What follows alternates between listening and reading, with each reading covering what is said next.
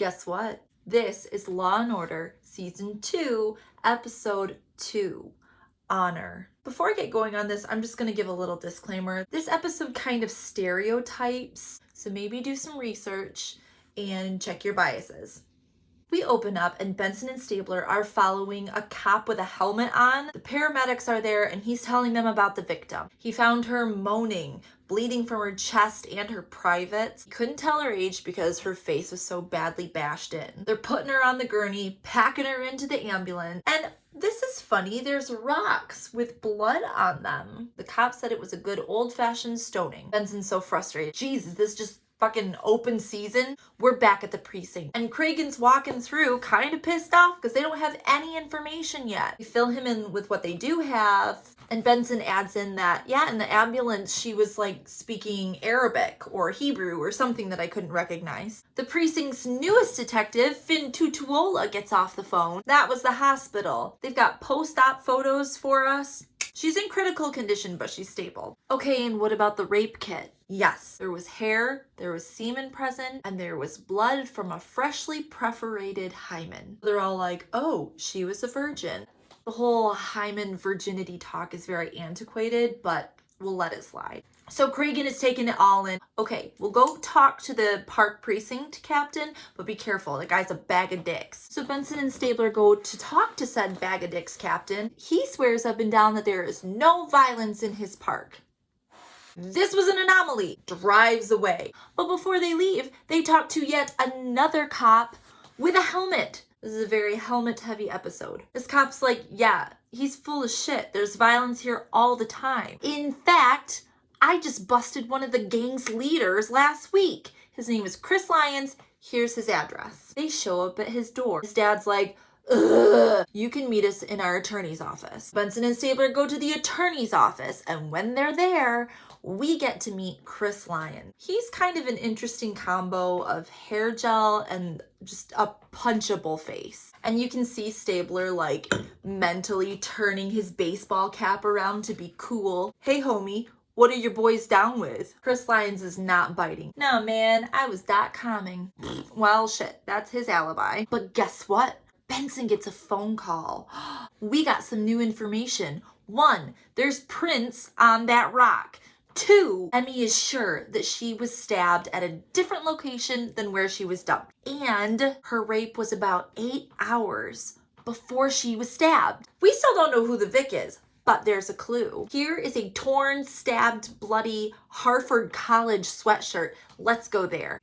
Hanford College. And when they get there, they're typing away in this old ass computer. Boom, they find her picture. Her name is Nafisa Amir. She's from Afghanistan and she's in her 20s. They grab an address that's on file and Munch and Finn are checking it out. When they get there, the guy that answers the door has a big like cut on his head that's all bandaged up. He looks at the picture of Nafisa. He doesn't recognize her. So that's kind of a dead end. Benson and Stabler are still at the college and they're talking to a professor that's had a ton of classes with Nafisa. She's never missed a class. Okay, so was she a refugee? The professor doesn't think so. Her parents must be around. Okay, is there anybody that she does know? Yeah, Nafisa had a BFF. Her name was Annette Fleming. They show Annette a picture of Nafisa in the hospital, and she's obviously upset by it. Even though they were super close, Annette didn't even know if she had a boyfriend. She said it was her way of protecting herself. From what? The boyfriend? No.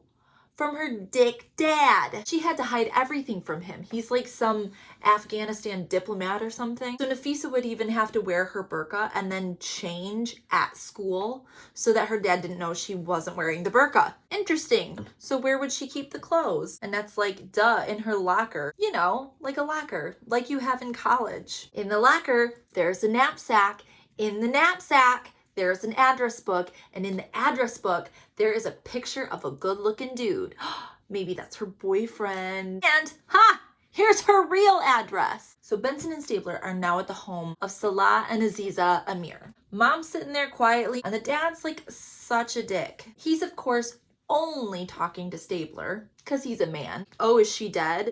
No, but she's in critical condition. Yeah, well, she's dead to me. She slept with a man that was not her husband. Please leave us to grieve. So they head back to the precinct, and when they get there, Cragen's like, whoa, whoa, whoa. hang on, what kind of diplomat is her dad? Because if he's got diplomatic immunity, we could all get in a lot of shit if we like overstep.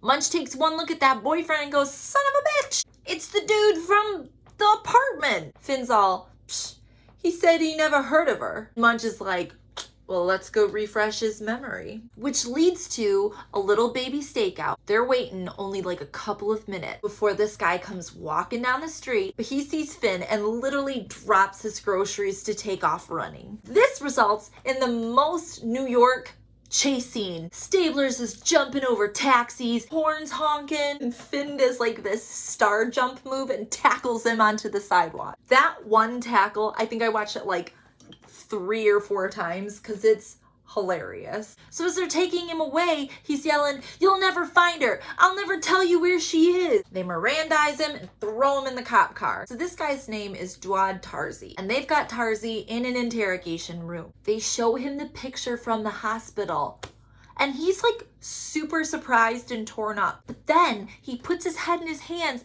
and he says, I'm responsible for this. Benson and Stabler are like, yeah, we knew it. But then Tarzi's claiming, I love her. We got in an argument. She left. Her dad won. Wait, what? Kraken's behind the two-way mirror. I'm gonna go call my new BFF, ADA Cabot, and she's gonna get some warrants for me. With those warrants, we get into the apartment. And guess what we find? We find a sheet with blood on it and with semen on it. Now, I'm pretty sure I can deduce what that means. But what's this? That rock with the print? It doesn't match Tarzi. It doesn't match the victim. Who the fuck's print is on this rock? We jump to Tarzi's arraignment. He obviously pleads not guilty, but Cabot asks the judge to remand him without bail. And he gets remanded without bail because Cabot is awesome. But while he's being led off, he sees Nafisa's mom and dad, which is weird because of the whole she's dead to us bullshit. Tarzi also tells his lawyer, hey, go tell them I'm willing to take a lie detector test. A lie detector test. His lawyer's like, you better not. But he insists. He fucking passes it. Cabot's like, maybe he's telling the truth? But then why was their love such a secret? Hey. Cabot wants to go in and talk to Tarzi about this lie detector test. She sits down in her tan pantsuit and she's like, okay, motherfucker, you did confess. I did not confess. Dude, you said I'm responsible for this. Oh, okay. No, I can see how you got that. No, that's not what I meant. So he gets up and he looks out the window and he spills the whole story. Her father has all this money and power because he promised Nafisa to the son of some high-ranking Afghanistan government dude. Tarzi was a secret because she couldn't be with him. Because if she was with him, it jeopardized the whole deal. And that night that she was attacked, the night that they had that fight and everything, he proposed. She said yes. They had sex. Then she freaked out because, like, there's probably a lot of, like, complicated things and feelings, and she was basically like, I need to choose my family. Cabot's like, yeah, but why all of the lies? Yeah, you see this? His head's still like busted open. This was from a cop, and I'm 99% sure that Nafisa's dad hired and sent that dude. The blood is back that was on the stone, and it's not Nafisa's blood and it's not Tarzi's blood, but there is a genetic match, which means it's a family member. Wait a second. The dad is listed as a diplomat, so we gotta be like hands off. But the son, Jaleel, just turned 21. He doesn't have diplomatic immunity anymore. Benson gets a phone call. Nafisa just died. Guess what else just died? My plant.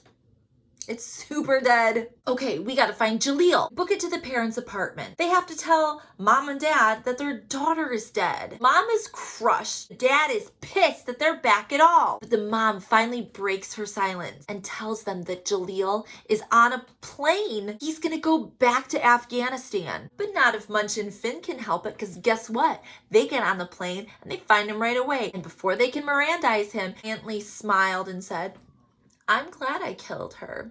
She deserved it. And he's all, no, you can't do anything about it because I have diplomatic immunity. No, actually you don't. let's go to jail. Uh-oh, Cragen and Cabot are running into some shit. Their boss is like, no. Nafisa's dad filed a complaint against the government or something. And in the most beautiful tag team, Cragen and Cabot are like, ready? Okay. Cabot's like, the case against Jaleel is solid. He confessed before he was questioned, but that's an excited utterance, which makes it admissible in court. Best friend high five!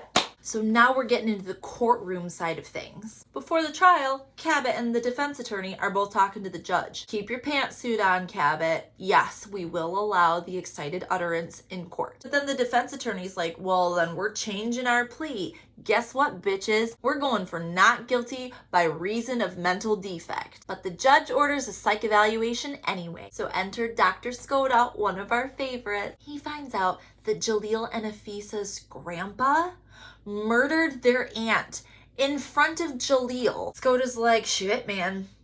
He was just following the rules. He knows right from wrong, though. So finally, Jaleel gets up on the stand, which is a bold move. Cabot says, so you were proud when you killed her? Yep. So why did you run away? I didn't run away. Bitch, you were on a plane back to Afghanistan. You were afraid that you would spend the rest of your life in an American prison because you know what you did was wrong. And it feels like she got him, but she's still nervous that the jury is buying into his story. And Benson thinks, what about the mom? Finn's like, hang on. That's like a death sentence for her to testify against her husband. We're going to have to protect her. They go and they talk to the mom, and she's so fucking heartbroken. She's playing the scene perfectly, but she will testify. We jump to mom on the stand, and she is spilling the tea. That night, Nafisa came home. Her dad asked if she was still a virgin. She said, nope. He hit her, and Jaleel was trying to help her up. The dad stopped Jaleel and then got a knife. And Jaleel this whole time was begging him not to. But instead of stabbing his daughter, he gave the knife to Jaleel and told him to do it. So he did.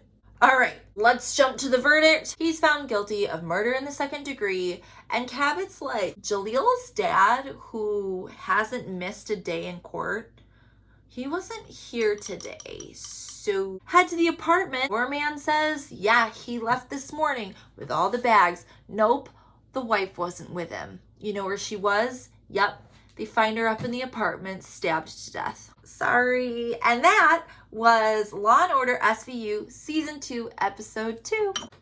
Jum jum.